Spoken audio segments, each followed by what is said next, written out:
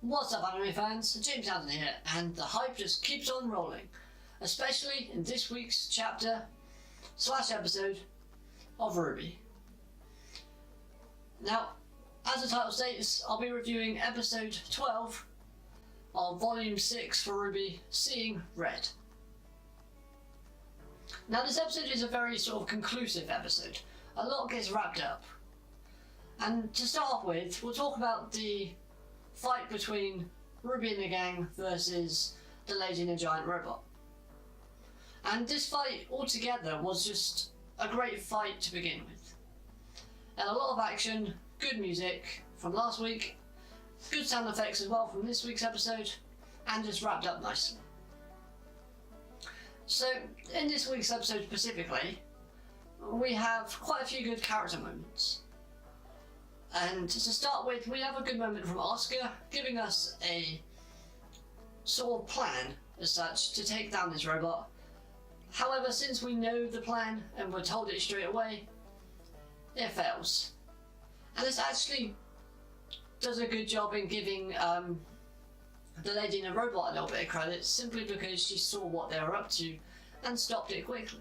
So it showed that she's not only just some power-hungry woman that likes to show off her big robot, but actually does think smartly at times as well. The next character moment we have is Crow, and finally Crow has a good moment. He actually shows genuine concern for RWBY in this episode, and it's understandable as to why, but at the same time he also trusts her, proving to us as the audience that he still has that trust in her, by letting her go and do what she does in this episode. And lastly from this fight, we have a moment from RWBY herself. Now, she's shown to be quite sort of fierce and quite angry in this fight, as well as a bit playful. However, this episode shows her to be a bit more serious. So, she originally starts by saying, we'll give you one more chance to surrender. And the way they took out the robot was just great. After failing to persuade the lady to surrender, RWBY jumps into the cannon arm and basically just blasts some dust into it. I think it's ice element and earth element, making the arm basically really heavy and floppy, so they basically can't lift it up out of the ground, making the robot unable to move. And the animation and the way that RWBY is propelled backwards as well was done beautifully.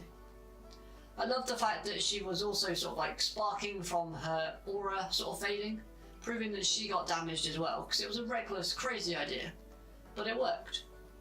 Crow jumps in and catches her, while Weiss helps out by using, I think, gravity dust to sort of soften the impact and the fall that she had.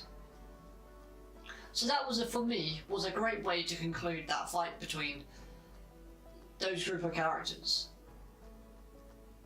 Now we move on to the big talking point, the Blake and Yang versus Adam fight. So, it's 2-on-1, and you might think that's a bit unfair. However, Adam proves he's still dominant in this fight by not only holding his own for a little bit against both of them, but kicking Blake away, hitting the wall, depleting her aura in the process. And this episode also gives a character moment to not only Adam, but also Yang as well. So we know that Adam's this sort of strong enemy that can pretty much do anything. However, he met an unfortunate sort of problem in this episode. I won't spoil it, so don't worry. But essentially he's out of the picture. But the moment he had was basically just sort of arrogance, really. Not redemption as such, but more arrogance.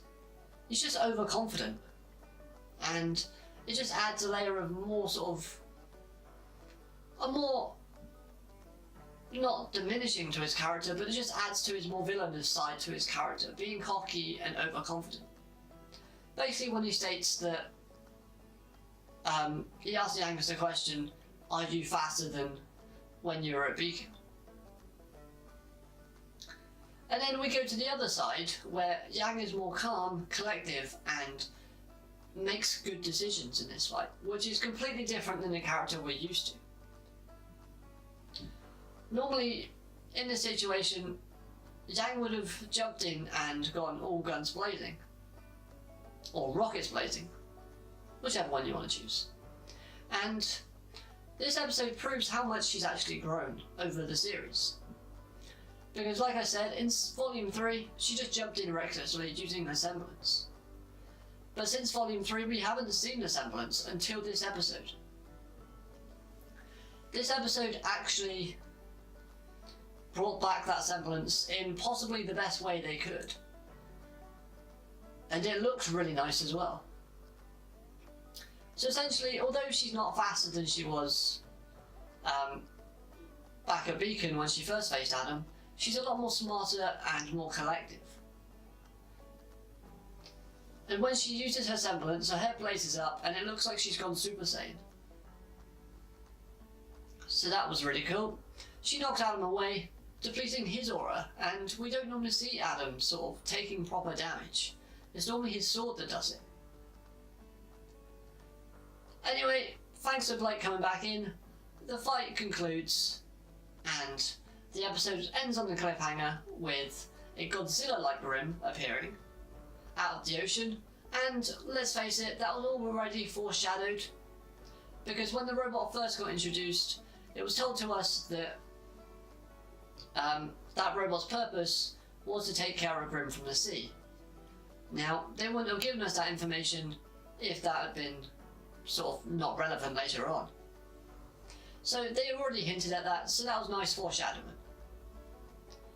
As well as the fact is we got a flying Grim appearing. These look like the Manticore Grim from the first episode. But hey, what are you going to do? They've got a relic with them, which is just a beacon of beacon for, what do you call it, Grim. And they've got Crow with his bad luck. So it's bound to have happened.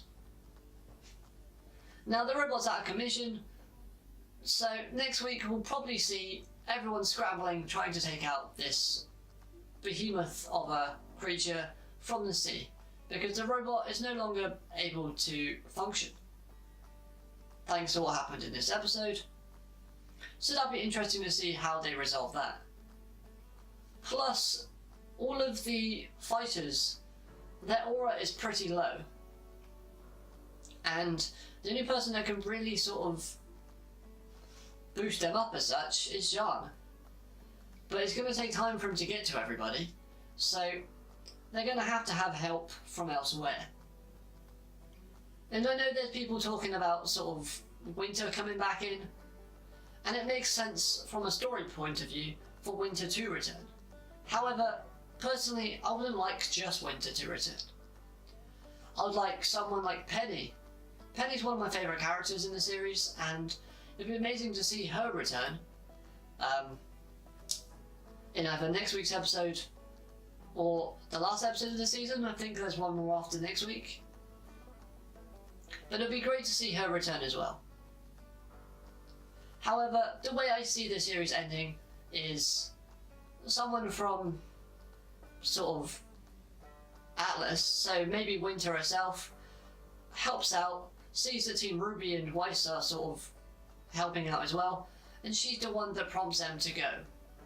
Or the lady in the big robot, I can't remember her name unfortunately, she has a change of heart and decides to let them go after she sees them helping save the Argus.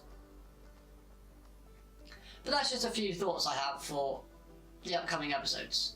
Let me know in the comments below what your thoughts are for the upcoming episodes and whether or not you enjoyed this episode. So overall, this episode was really good.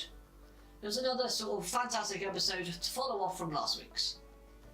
There was great music and sound effects. There was brilliant choreography in the fights. Great dialogue as well. Voice acting was on point. And the animation was consistently great throughout. And the ending came as a bit of a surprise. I'm not gonna lie, I wasn't expecting it. So yes, I would recommend this episode to anybody who's a fan of RWBY, or to anyone who likes anime and has never seen RWBY before. Watching last week's episode and this week's episode together, I reckon could persuade anyone to want to watch RWBY from the start, because these fights show what RWBY's all about in terms of a series. It's about good animation, great battle scenes that are beautifully choreographed and well thought out, as well as the fact is it shows off the semblances in all their glory pretty much. So that's going to do it for this review. Now I am going to talk about another section in just a second, so if you want to hold on for that, by all means. That will be a spoiler containing section. It's where I'll be talking about Adam's fate and how I reckon he's going to impact the series later on. But if you don't want to know any spoilers and you want to turn off here, then I thank you very much for watching, and I hope you have a pleasant day. So bye for now. I'll catch you in the next review. So 1, 2, 3. Right, so if you're still watching, thank you. And now we're going to go into the more spoiler territory. So what happened to Adam? Adam died, supposedly, question mark, in this chapter. He was stabbed through the heart and chest by Yang and Blake with the Yang sort of sword, without any aura consuming him. However, do I think he's dead? No, I do not. Yes, you can say that being stabbed twice is pretty fatal, and it would be. However, one rule of anime is if you don't see a dead body, they ain't dead. And that applies for not only anime but films as well. And we didn't see his body. He fell off the bridge, cliff even, hit a rock and then went into the water. Yes, okay, he's going to be seriously damaged. He probably might not have a good spine. They might be dislocated. However, there's quite a few things that we know that he can recover from. For example, aura. Throughout the fight, he never actually displayed much aura, sort of defensively. I think the only times he showed aura was when he was attacking, when and when he got hit by Yang's sort of semblance fist. Those were the 2 times that we saw Adam's aura. And yes, it was a very powerful hit, and he was dishing out some powerful blows. However, he's a smart fighter. And yes, he may have lost his cool during this fight because of what was going on, but I still think he would be smart enough to reserve some aura for himself, especially because he probably knew he wouldn't leave this battle unscathed. And looking back at Volume 5, Jean managed to heal Weiss. Yes, he had to use his semblance a lot to heal her, but Adam could possibly heal himself using his own aura. It's a possibility. Or, because we know that Team Salem and Team Cinder are both nowhere to be seen at the minute, maybe one of those team picks him up and recruits him. Personally speaking, I don't think that Adam's story is 100% complete. We don't know really how he got the mark on his eye, or the scar, and I think there's a tiny bit more left to uncover. Yes, Blake could probably fill us in, but at the same time, do they want 2 of their female characters, being Blake and Yang, do they really want them to have the burden of killing somebody? Personally, I feel like they're gonna emphasize the fact that he did die, just so they can go through that trauma of killing somebody themselves, but then reveal later on in another sort of volume that he's actually alive, much like they did with Cinder. Okay, Cinder was a bit different, she's a maiden, and her story wasn't complete at all. However, we were still given the impression that she had died by the hands of Raven, but she came back in Volume 6. So that's just my thought about sort of Adam's fate in this sort of series / in future volumes. I don't think he's dead personally. Let me know if you think he's dead down in the comments if you want to. But that's all I've got to say in terms of spoiler talking points. So this review is going to be wrapped up right here and now. So thank you so much for watching. If you're new, consider subscribing, like the video if you did, let me know all your thoughts down in the comments below, and until next time, my name's James Danton. I'll catch you in the next video. Bye for now.